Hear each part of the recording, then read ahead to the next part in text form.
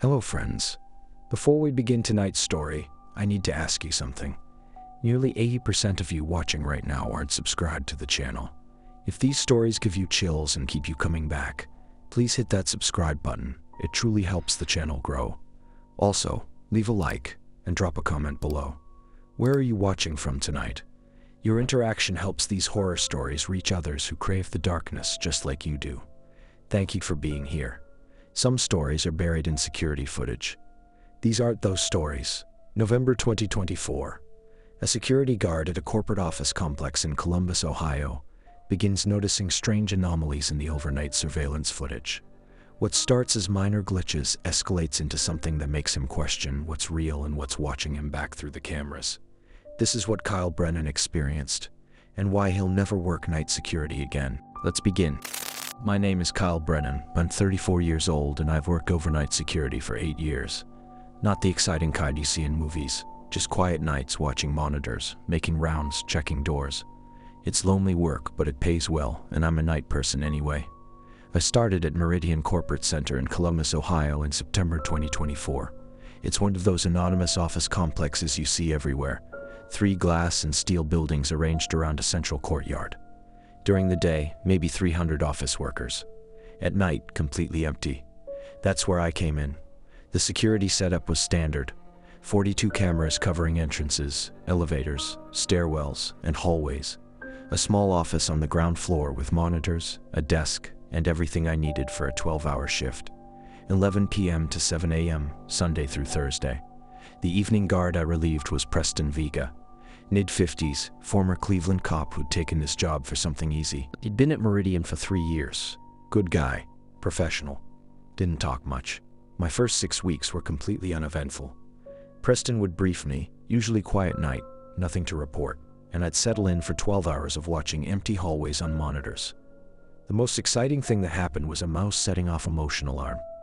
But there was something about Meridian that felt off from the beginning. I can't explain it exactly. The buildings were newer than places I'd worked before. Better maintained, the lighting was good.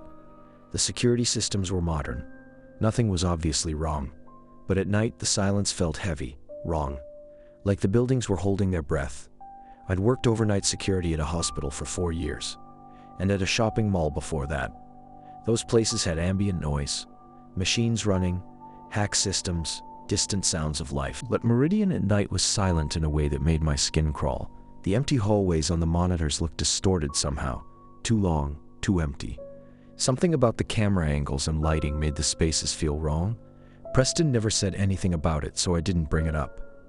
I figured I was just adjusting to the new environment. But on my 6th week, Preston said something that made me realize I wasn't imagining things. It was November 12th, a Tuesday night. I arrived at 10:45 like always. Preston was at the desk, and when I came in, he looked tired. More tired than usual. "Hey Kyle, quiet night. Any issues?" He hesitated, then said, "You ever hear things here, when you're doing your rounds?" I felt something cold move down my spine. What kind of things? Footsteps, doors closing. Sometimes, voices. He looked at me. "You think I'm crazy?" "No," I said quietly. "I felt like something's off here since I started." Preston nodded slowly. Previous guard before me quit after 2 months. Just stopped showing up one day. When they finally reached him, he said he couldn't work here anymore. Wouldn't say why. He grabbed his jacket. "I need this job, so I don't talk about it. But yeah, there's something wrong with this place." He left, and I sat alone in the security office with that information settling over me like a weight. I poured coffee and stared at the monitors. All 42 feeds showing empty spaces. Building A, Building B, Building C, parking garage, courtyard, stairwells.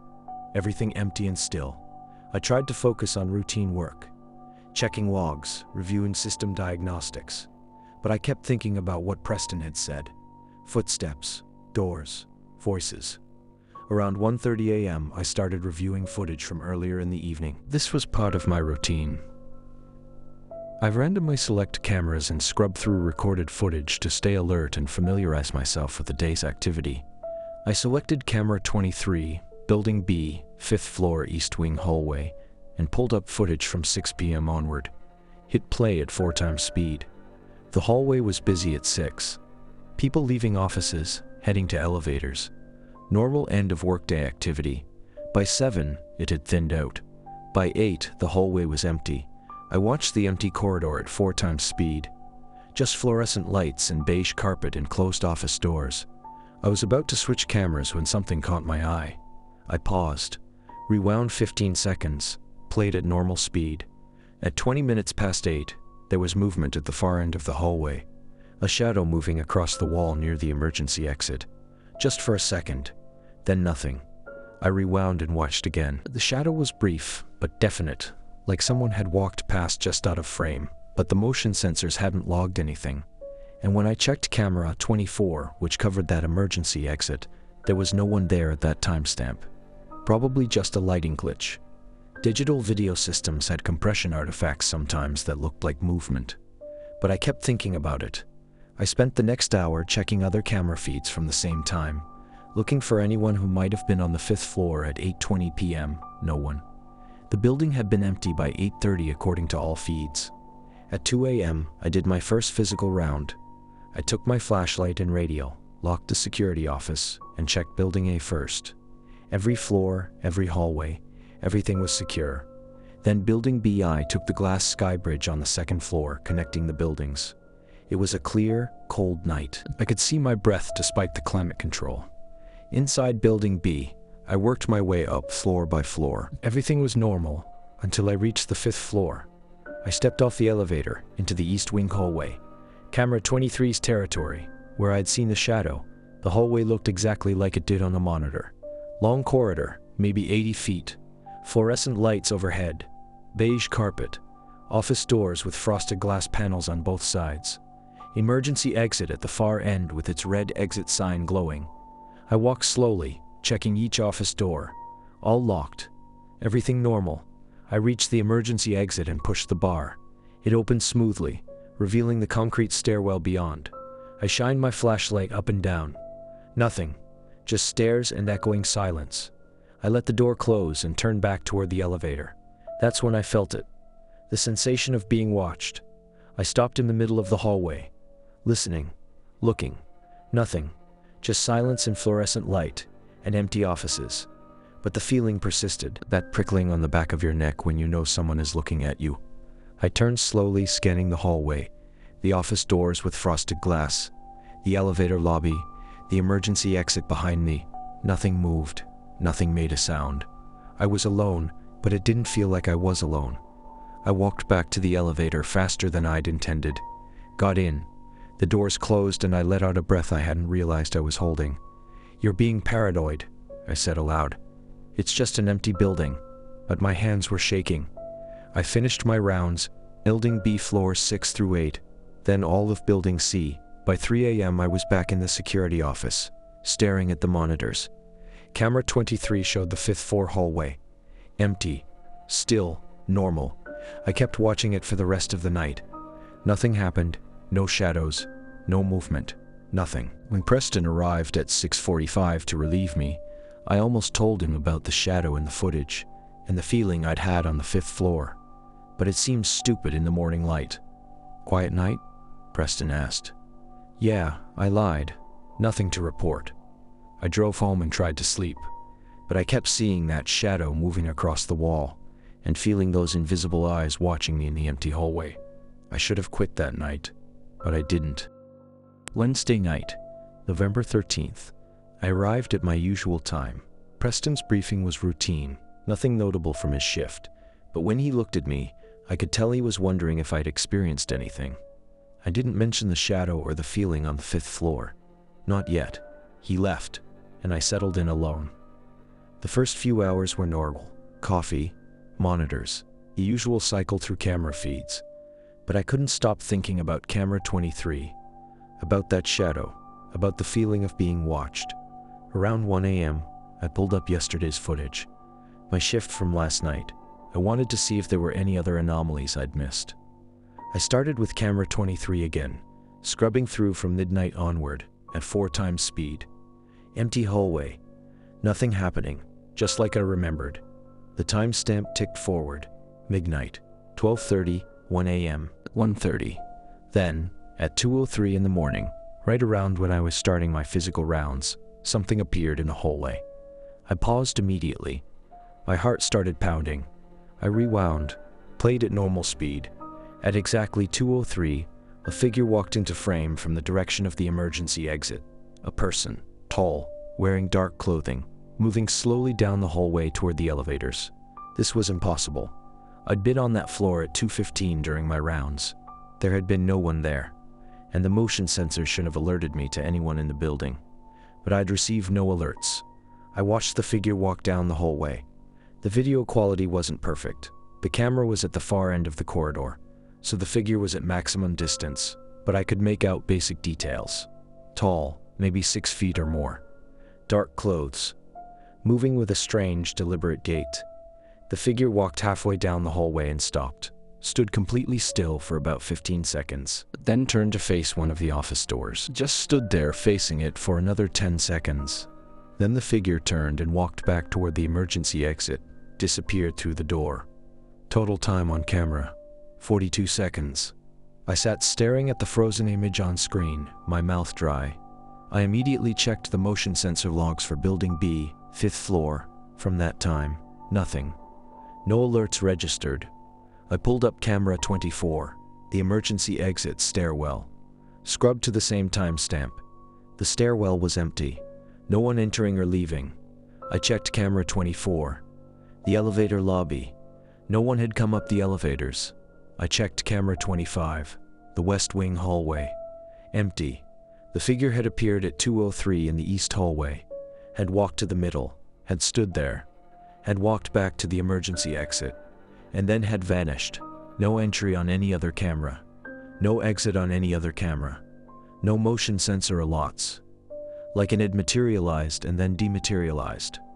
I pulled up my round logs from last night. I'd entered Building B at 2:11, started on the ground floor, and reached the 5th floor at approximately 2:23.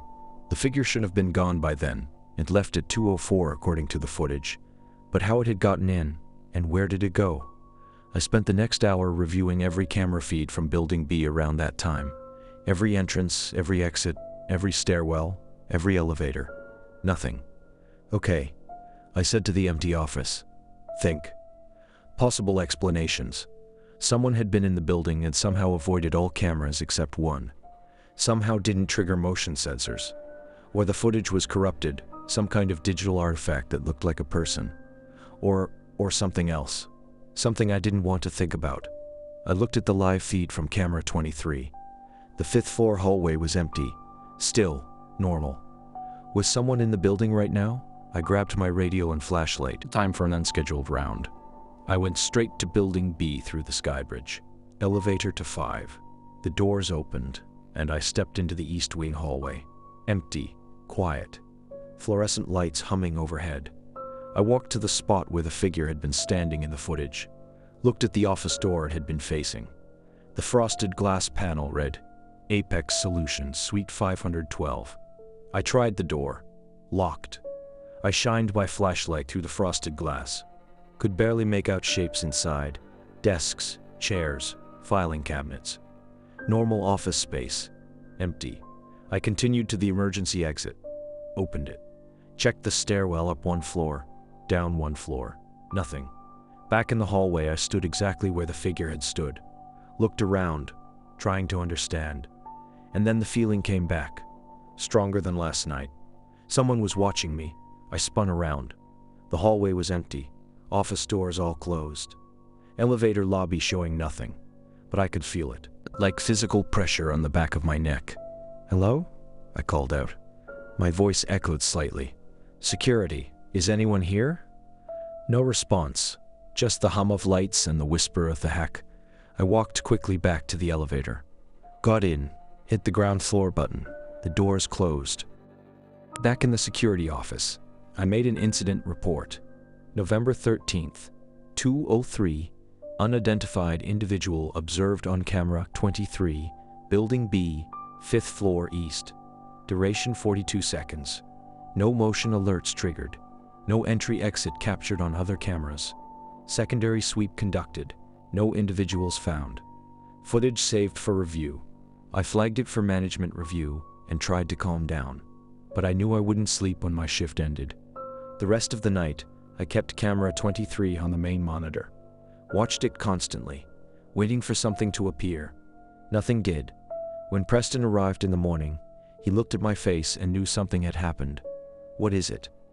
I showed him the footage, showed him the figure walking down the hallway, standing still, walking back. Showed him that no other cameras captured anything. Preston watched in silence. When the footage ended, he was quiet for a long moment. Management's going to say it's a glitch, he said finally. Some kind of video artifact. That's not a glitch, Preston. That's a person. It walks. It moves. It stops and looks at something. I know. He looked at me. Guard before me. The one who quit. I found his old incident reports in the archives once. He'd reported similar things. Figures on cameras that weren't there when you checked. Shadows. Movements. Management dismissed everything as equipment malfunctions. What do you think it is? Preston was quiet. Then, I think something's in this building. Something that doesn't want to be seen. But it's getting bolder, showing up more. And I think it knows we're watching. The way he said it made my blood run cold. Previous guard quit after 2 months, Preston continued. I've lasted 3 years by ignoring it. By not looking too close. By pretending the sounds I hear are just buildings settling. But you all had. He looked at the monitor showing camera 23. You're paying attention, then that might be a mistake. What do you mean? I mean, maybe it notices when you notice it. Preston grabbed his jacket. Be careful, Kyle. Don't go looking for it. Sometimes the less you see, the safer you are. He left, and I sat alone with footage of something that shouldn't exist, wondering if I should quit right now. But I didn't. I went home, didn't sleep, and came back that night, because I needed to know what was in that building. I needed to see it with my own eyes. Thursday night, November 14th. I arrived at 10:45. Preston was waiting, and he looked worse than I'd ever seen him. Dark circles under his eyes, hands shaking slightly when he handed me the shift log.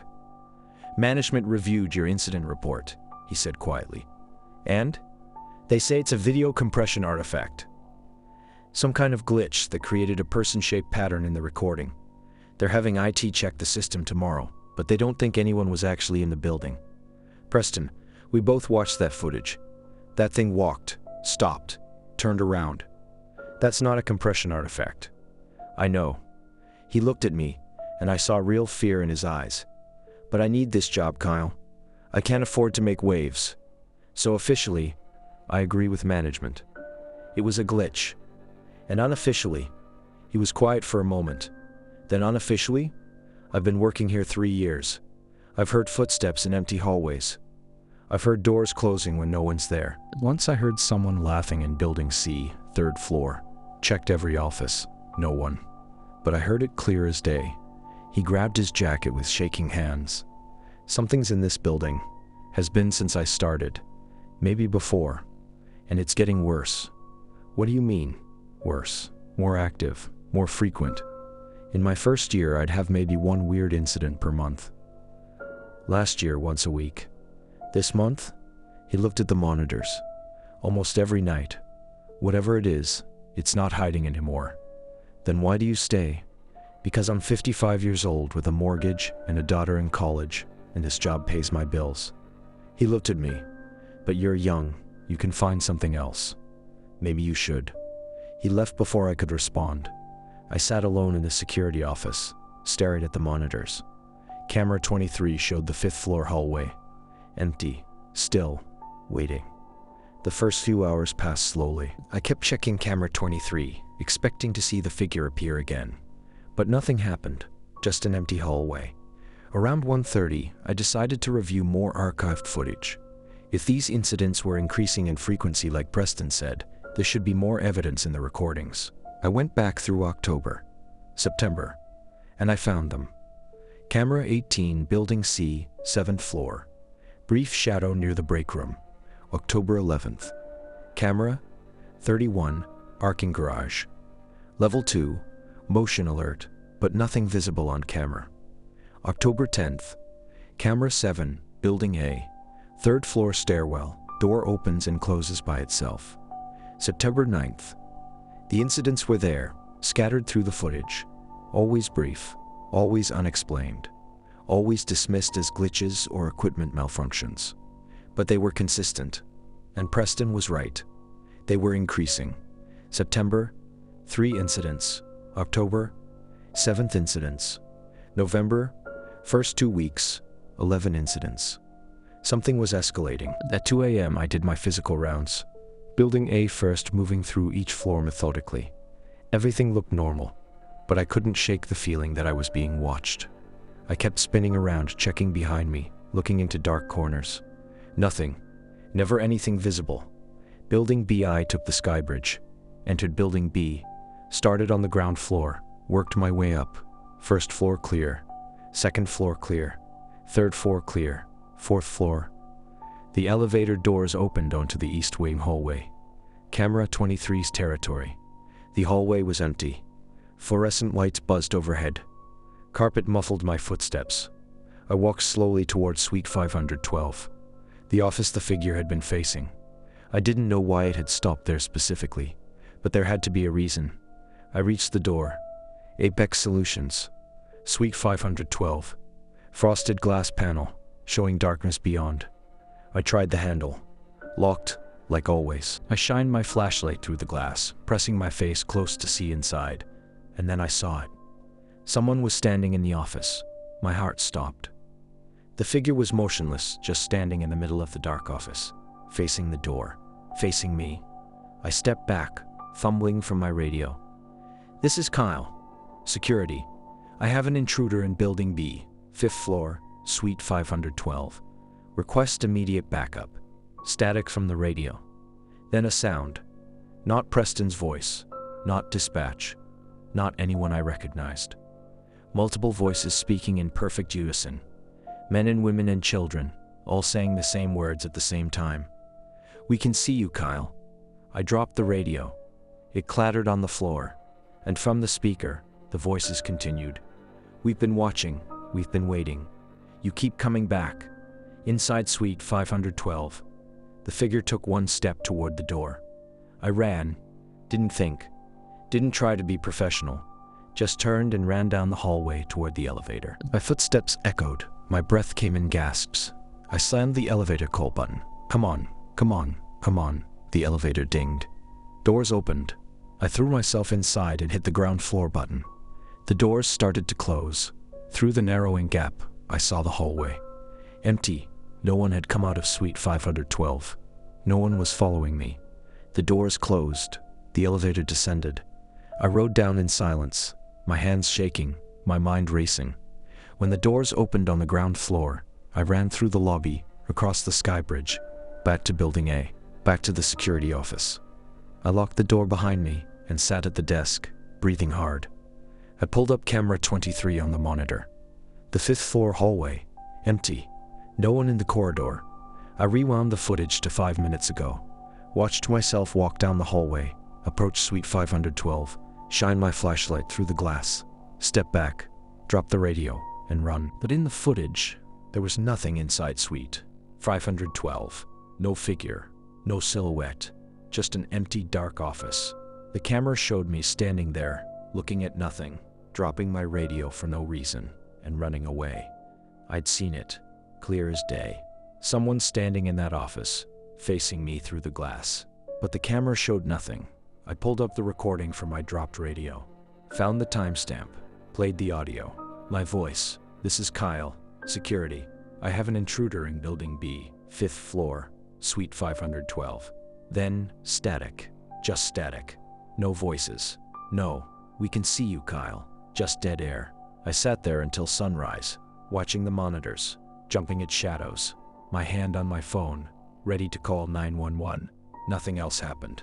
When Preston arrived in the morning, I must have looked like hell, because the first thing he said was, "What happened?" I told him everything. The figure in Suite 512, the voices on the radio, how the cameras showed nothing. Preston listened without interrupting. When I finished, he was quiet for a long time. "You saw it," he said finally. "Really saw it. Not just on camera, with your own eyes." "Yes." "And it spoke to you?" "Yes." He sat down heavily. "That's never happened to me. I hear things, I feel things, but I've never seen anything directly or heard it speak. He looked at me. That means it's chosen you. It wants you to see it. Why? I don't know. But Kyle, you need to understand something. He leaned forward. Whatever is in this building, it's not human. It's not someone breaking in. It's something else.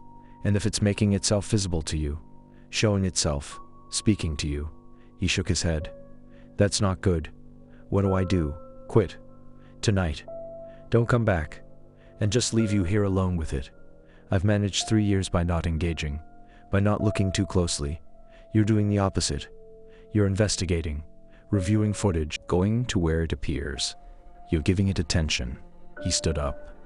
And I think that's exactly what it wants. After Preston left, I sat in my car in the parking lot for 20 minutes trying to decide. Quit. Walk away. Find a different job. Forget any of this happened.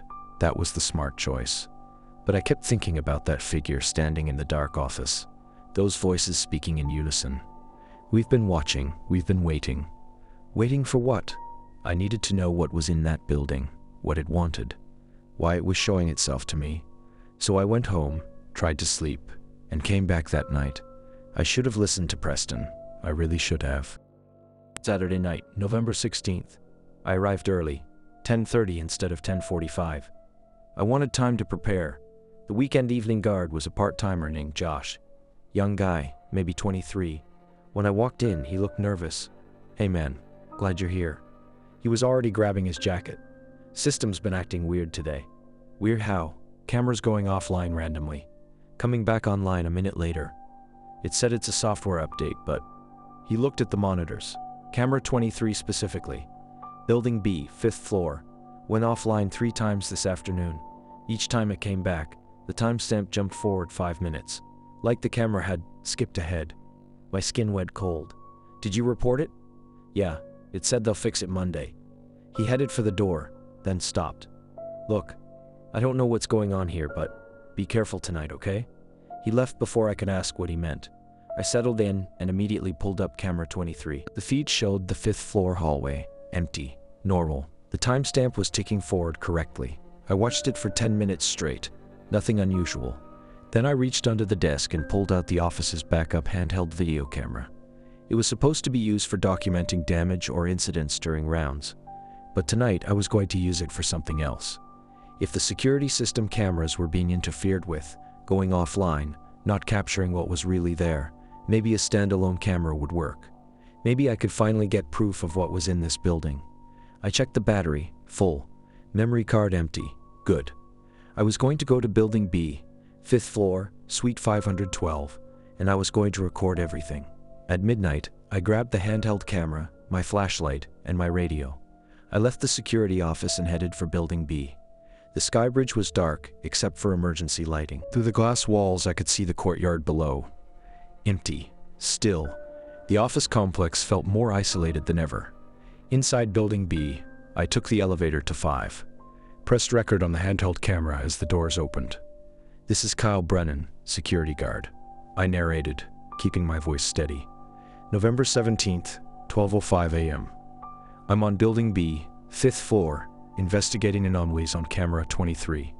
The hallway looked exactly the same as always. Fluorescent lights. Beige carpet. Closed office doors. But it felt different. The air felt heavier. Colder.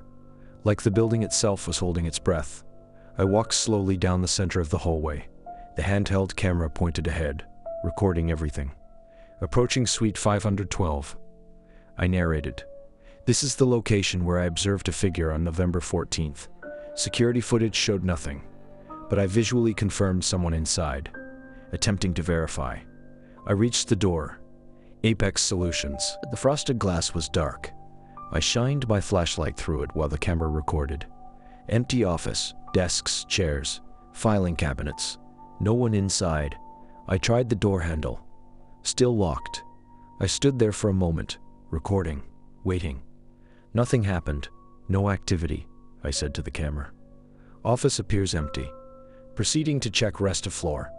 I walked down the hallway, recording everything. Checked the break room. Empty.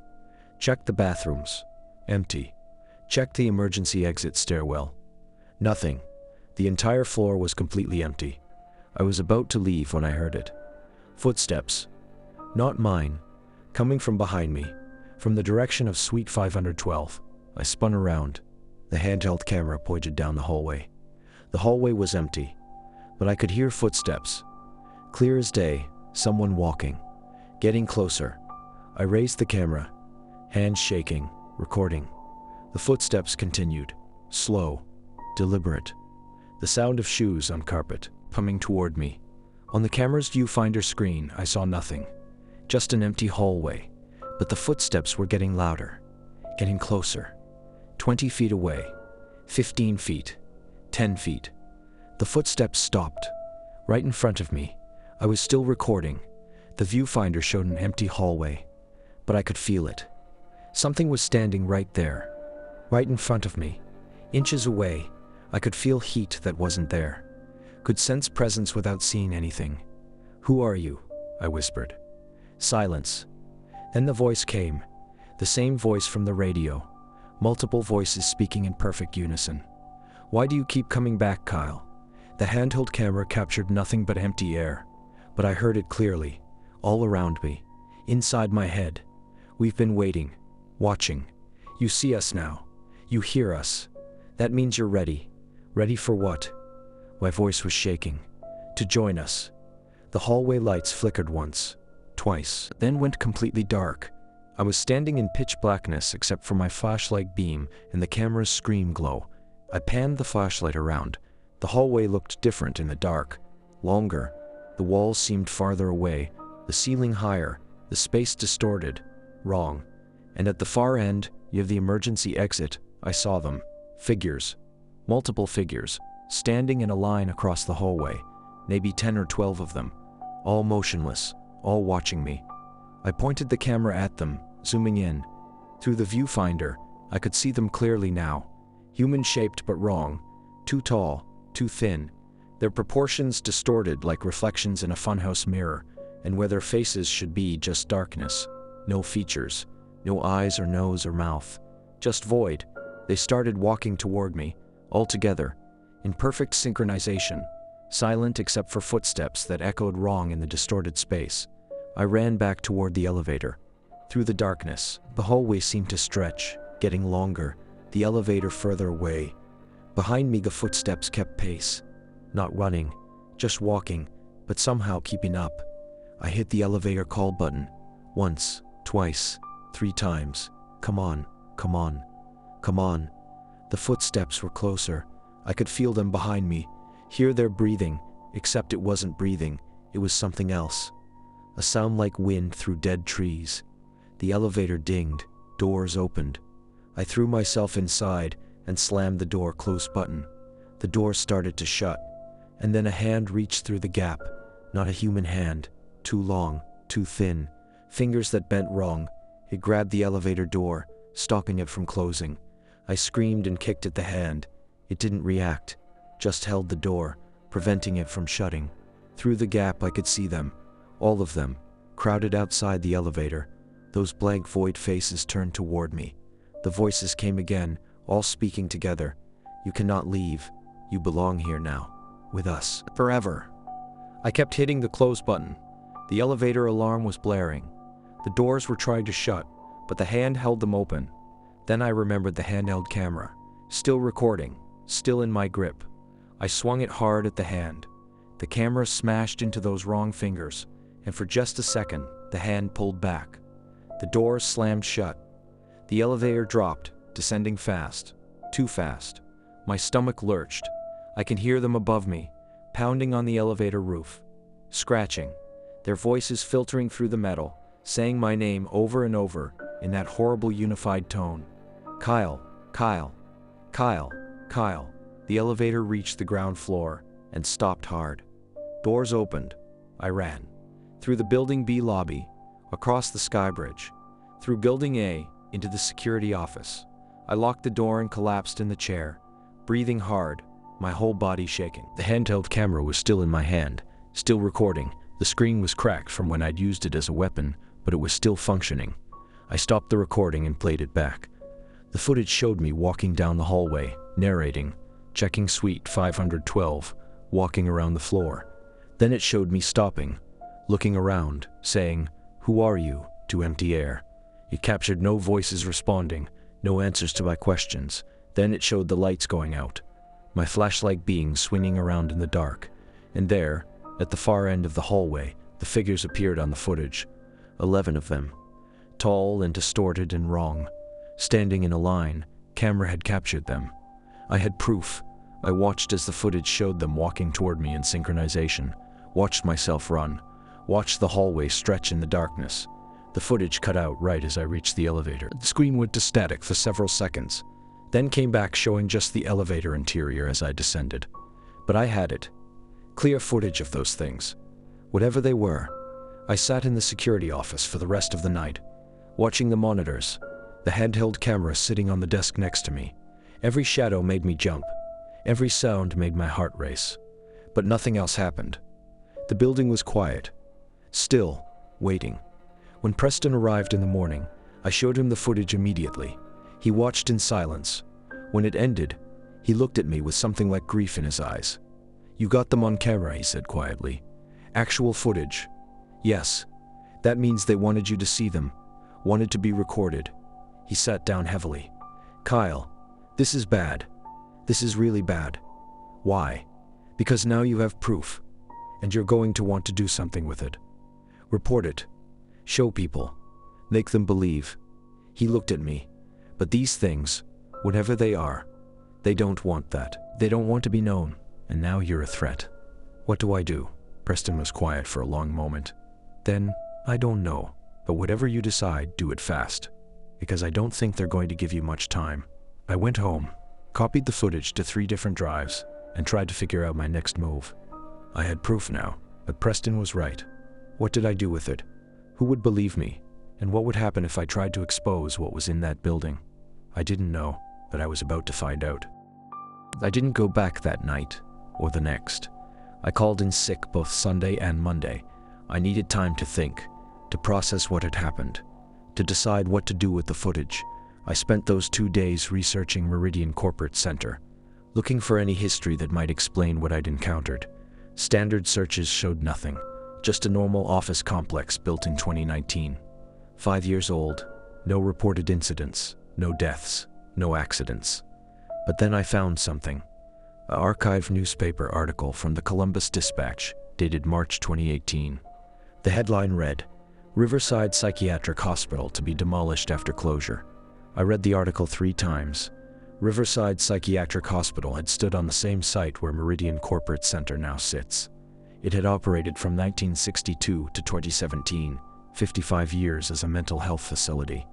The article said it closed due to budgetary constraints and outdated facilities. But buried in the last paragraph was a single sentence that made my blood run cold. The facility's closure follows a series of unexplained incidents during the final year of operation, details of which remain sealed under ongoing legal proceedings. Unexplained incidents, details sealed. I dug deeper, found more articles.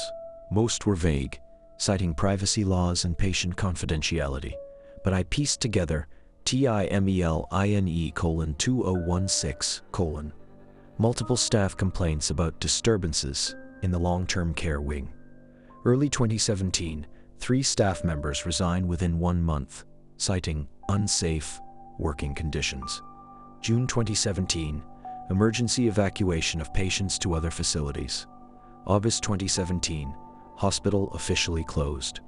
November 2017, all records sealed by court order. April 2018, building demolished. September 2018, ground broken for Meridian Corporate Center. Whatever had happened at Riverside Psychiatric in those final months was serious enough to shut down a 55-year-old institution and seal all records. And now an office complex stood on the same ground. I found one more thing. A post on a local paranormal investigation forum from 2018, written by someone claiming to have worked at Riverside during the final year. They tell us it was budget cuts, but that's a lie. Something was wrong in that place, especially E-Wing, the long-term care unit. Patients started seeing things, hearing voices, all of them all at once. saying the same things. Staff started seeing things too. Figures in hallways, shadows that move wrong. The night shift people, some of them just stopped coming to work. Didn't quit. Just stopped showing up. When they finally shut the place down, I was relieved. Some buildings shouldn't exist. Some ground is bad. Whenever was in Riverside, I hope it died when they tore the building down. But I don't think it did. E-Wing. The long-term care unit. I pulled up the Meridian Corporate Center site map. Checked which building corresponded to where E-Wing would have been. Building B, the building where I'd seen the figures. Where camera 23 kept glitching. Where Suite 512 was located. Building B stood exactly where Riverside Psychiatric's E-Wing had been. On Tuesday morning, I received an email. The sender was listed as Meridian Management, Confidential. The subject line read, Needing Required Incident Reports. The email was brief. Mr. Brennan, your incident reports from November 13, 16 have been reviewed. We need to discuss these matters in person. Please report to the Administrative Office, Building A, Suite 101, today at 2 p.m. Attendance is mandatory. Robert Marsh, Director of Security Operations. I'd never heard of Robert Marsh. There was no Director of Security Operations listed on any Meridian website or document I'd seen. But I went to the meeting. Building A, Suite 111, was a small administrative office I'd walked past 100 times during rounds, but never entered. The door was unmarked except for the suite number. Inside was a desk, 2 chairs, and a man who introduced himself as Robert Marsh. He was in his 60s, gray hair, expensive suit. He gestured for me to sit. Mr. Brennan, thank you for coming. His voice was calm, professional. I understand you've had some unusual experiences during your shifts. That's one way to put it. I've reviewed your incident reports. I've also reviewed the footage you recorded on November 16th. He folded his hands on the desk. The footage showing 11 unidentified individuals on the 5th floor of Building B. My heart started pounding. How do you have that footage? It's on my personal camera. We have access to all recordings made on company property with company equipment. He opened a folder. Mr. Brennan, I'm here to offer you a severance package. 6 months salary. Full benefits continuation for 1 year. Excellent references for future employment. In exchange, you sign a non-disclosure agreement regarding your experiences at Meridian and surrender all copies of any recordings you've made. You want me to stay quiet. We want to handle this matter appropriately. What you experienced is related to historical issues with this property that we're working to resolve. But public disclosure would create unnecessary panic and legal complications. People have a right to know what's in this building. Marsh's expression didn't change. Do they? What would you tell them, Mr. Brennan? That you saw figures on a camera? That you heard voices? Without context, without proof that would hold up to scrutiny, you'd be dismissed as unstable. The footage can be explained as camera malfunctions, digital artifacts. You'd destroy your professional reputation and gain nothing. He pushed the folder toward me. Sign the NDA. Take the money. Move on with your life. That's the smart choice. I looked at the folder, thought about 6 months' salary, about walking away and never coming back to this place. Then I thought about Preston still working here every night, about whatever was in Building B still being there, still waiting. What happens if I don't sign? Then we terminate your employment for violation of security protocols, specifically unauthorized use of company equipment and failure to follow proper incident reporting procedures. You'll receive no severance, no references, and if you attempt to publicize any recordings or claims, we'll pursue legal action for breach of contract and theft of company property. You can't stop me from talking about what I saw.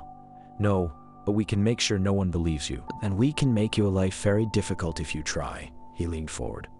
Mr. Brennan, I'm not your enemy. I'm offering you an exit. Take it. I stood up. I need to think about it. You have until Friday. After that, the offer expires. I left the office, my mind racing. They knew. Management knew what was in that building. They'd always known. This wasn't the first time this had happened. I thought about that forum post, about staff members who just stopped showing up to work at Riverside Psychiatric. I thought about the guard before Preston, who quit after 2 months without explanation. I thought about Preston saying the incidents were increasing, getting worse, happening almost every night now. And I thought about those figures in the hallway, walking toward me in perfect synchronization, saying, I was ready to join them. I needed to warn Preston. I tried calling him. No answer. Left a voicemail. Preston, it's Kyle. I need to talk to you about Meridian. About what's really going on here. Call me back as soon as you get this. It's important. He didn't call back. That night, I decided to go to Meridian during Preston's shift, to talk to him in person, to tell him what I'd learned about Riverside Psychiatric, to warn him that management knew about the entities and was covering it up, to make sure he was okay. I should have gone earlier. I should have gone right away, but I didn't, and by the time I got there, it was already too late. I drove to Meridian at 11 p.m., Tuesday night. Preston's shift. The parking lot was nearly empty. Just Preston's pickup truck under one of the lot lights. Seeing it there should have been reassuring. It wasn't. I parked and walked toward Building A's main entrance. Through the glass doors I could see the lobby. The lights were on. The dim overnight lighting that always made the space look like it was underwater. The reception desk was empty. The elevator banks were silent. Everything looked normal, but something felt wrong. I used my keycard to unlock the front door. Stepped inside. The lobby was quiet except for the hum of the Hochvac. Stestum sighed. The collate. I echoed Steffley and Sloth. It was a few inches. Light spilling out into the lobby. Preston never left the door open. Never. It was one of the first things he'd told me when I started. Always lock the door when you're inside. You never know who might wander in. I approached slowly. Preston? It's Kyle. I need to talk to you. Still no answer. I pushed the door open. Preston was sitting at the desk, facing the monitors, completely still. Preston? He didn't turn around, didn't acknowledge me. Just sat there, staring at the screens. I stepped into the office. The monitors showed the usual camera feeds. Empty hallways, empty lobbies, empty parking garage. All 42 feeds displaying their normal tiers. Except camera 23. Building B, 5th floor, East Wing hallway. The feed showed the hallway, but it wasn't empty. The 11 figures were there, standing in a line across the corridor. Those two tall, two thin shapes with void faces, just standing, motionless, watching the camera, watching us. Preston, we need to get out of here. Now. He still didn't move. I walked closer, put my hand on his shoulder. His skin was cold through his shirt. Too cold. Preston? He turned his head slowly to look at me. His eyes were wrong. The color was faded, washed out, like an old photograph. His pupils were dilated so wide they almost swallowed his irises, and behind his eyes there was nothing. No recognition, no awareness, just emptiness. When he spoke, it wasn't his voice. It was multiple voices speaking in unison, the same voices I'd heard on the radio, the same voices in the hallway. Hello, Kyle, we've been waiting for you. I stumbled backward. What did you do to him? Preston stood up slowly. His movements were wrong, jerky and mechanical, like a puppet on strings. His neck bent at an angle that wasn't quite right. Preston is still here. He's with us now. He's been with us for a long time, fighting, resisting, but tonight he finally stopped fighting. No, Preston, fight it. Whatever this is, you can fight it. Preston's mouth smiled, but the expression didn't reach his empty eyes. He can hear you. He wants to tell you to run. But we won't let him. He belongs to us now. I looked at the monitors, at camera 23. The 11 figures were moving now, walking toward the camera. Toward the security office. They're coming for you too, Kyle. You've seen us. You've recorded us. You know we're here. That means you're ready to join us. Just like Preston. Preston took a step toward me. Then another. His skin looked waxy now, like candle wax, starting to melt. His movements became more fluid, but in a way that was profoundly wrong, joints bending in directions they shouldn't. I backed toward the door. I'm sorry, Preston. I'm so sorry. Don't be sorry. The voices spoke through Preston's mouth. He's not suffering. None of us suffer. We're all together now, forever. And soon you'll understand. Soon you'll be with us too. Behind Preston, in the doorway, the figures appeared. All 11 of them, too tall for the frame, having to bend and contort to fit through the door. Their void faces turned toward me, and behind them dozens more, crowding the lobby, filling the space. All of them the same, too tall, too thin, faces like empty darkness. I realized with horror that these weren't just random entities. These were all the people who'd worked at Riverside Psychiatric. All the staff who just stopped showing up. All the security guards who'd quit or disappeared. And patients, so many patients. All of them consumed by whatever this thing was. All of them transformed into these hollow vessels. They'd been here the whole time, trapped in this building, waiting. "We've been here longer than Riverside," the voices said through Preston. "Longer than any building. This ground is ours, has always been ours. They tried to build a hospital here. We took the patients. They tried to demolish us. We stayed. They tried to build offices. We waited. And now we're stronger than ever." The figures moved closer, surrounding me, cutting off any escape. "You can run, Kyle. You can leave this building. But you'll never escape us. We're in your head now. In your dreams. You've seen us. That's all it takes. Eventually you'll come back. Or we'll come to you. There's no escape." Preston reached out with one hand. His fingers were too long now, the bones shifting under the skin. "Join us. Stop fighting. It's easier if you don't fight." I did the only thing I could think of. I ran, shoved past Preston, dove through the crowd of figures. Their hands grabbed at me, cold, wrong hands that felt like touching ice and oil at the same time. I broke through, sprinting across the lobby. Behind me, I could hear them, not following, just standing there, watching me run, because they knew I couldn't escape. I burst through the front doors into the parking lot, ran to my car. My hands were shaking so badly I could barely get the key in ignition. I looked back at the building. In every window of Building A, figures stood, watching me, dozens of them, maybe hundreds, all with those void faces turned in my direction. And in the security office window, I could see Preston, standing still, staring out at me with those empty eyes. I drove away, didn't stop until I was home, locked every door, closed every curtain. I called 911, told them there was an emergency at Meridian Corporate Center, told them someone needed help. They sent officers. I found out later what they reported. They found Preston Vega at the security desk, deceased. Preliminary assessment suggested a massive heart attack. No signs of struggle, no signs of anything unusual. Just a 55-year-old man who'd had a heart attack during his overnight shift. The official report said he'd probably been dead for an hour or more by the time they found him. But I'd spoken to him, heard those voices coming from his mouth, seen him stand up and walk toward me. The Preston I'd encountered wasn't alive anymore, but he wasn't quite dead either. He was something else, something in between. I didn't sign the NDA. I didn't take the severance package. I just never went back. Meridian Corporate Center sent me a termination letter, fired me for abandonment of duty. I didn't care. But Preston's death, if you can call it death, broke something in me. I'd gone there to warn him, to save him, and I'd arrived too late. He'd been alone in that building, surrounded by those things, and they'd taken him, and I couldn't do anything to stop it. I tried to go to the funeral.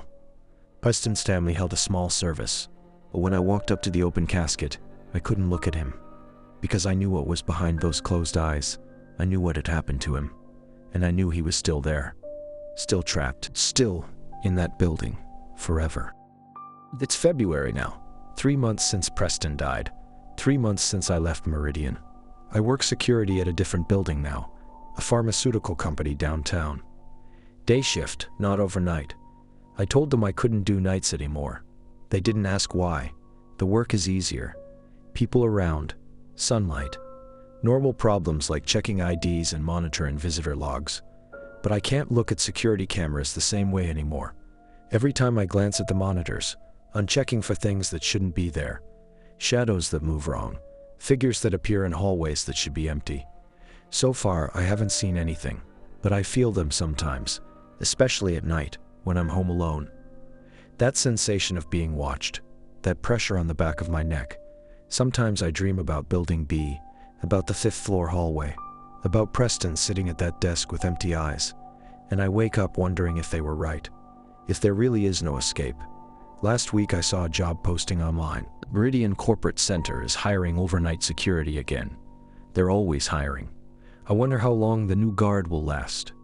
I wonder if they've seen anything yet. I wonder if anyone warned them.